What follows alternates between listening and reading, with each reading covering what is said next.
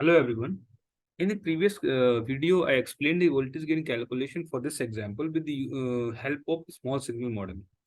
So in this video, I'll do the intuitive analysis or without drawing the small signal, how we can calculate the small signal. Okay, the voltage gain.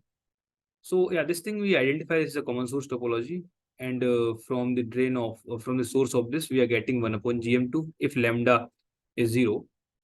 Okay. So now if we are doing the intuitive analysis, I explained three things there. First of all, we have to write the voltage, which is nothing but VGS. And second, we have to write the voltage. Yeah, first we have to write the voltage VGS. So where we are applying the input over the M1. So yeah, write the VGS1.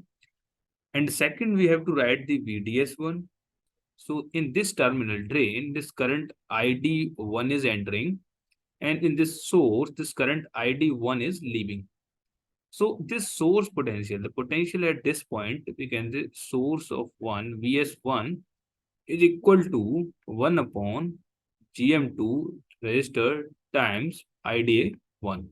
So this is your source 1 voltage. So from this thing, we can draw our VGS1. Yeah, from here, we can draw the VGS1 is VG1 minus VS1.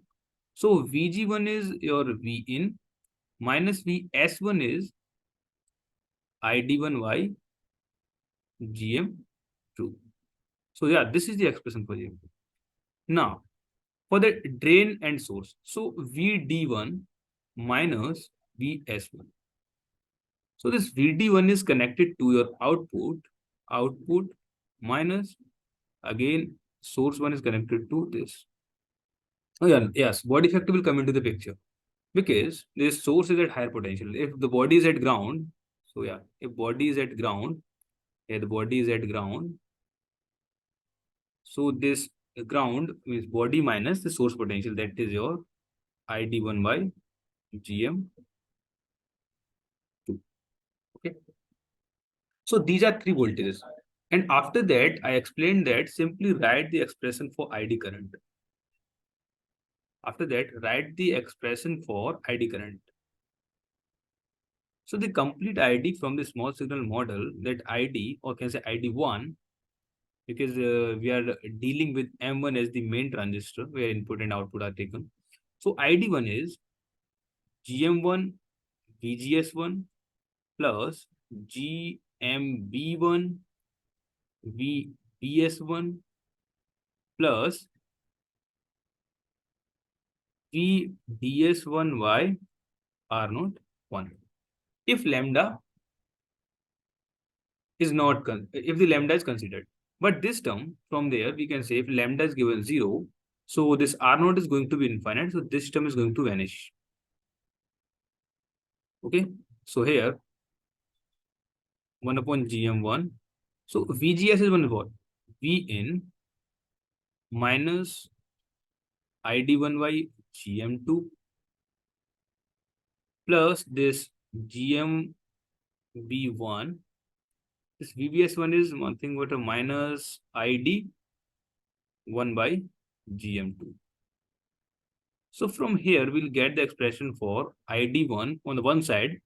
So ID1 on the one side means 1 plus GM1 by GM2 plus GMV1 by GM2. This is ID1 on one side. And this side is GM1 V in. So this is your first reduced equation in terms of ID1 and V in. The second equation will get V out equal to, if ID1 is flowing inside, then minus ID1 will flow across this RD. So it will be minus ID1 times RD. This is a second equation. So from first equation, we can put the ID here.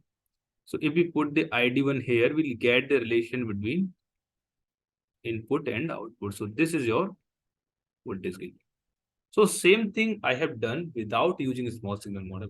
So please look at the steps very carefully. You can do analysis of any complex structure without doing the small signal or without drawing the small signal. So look at the steps very carefully.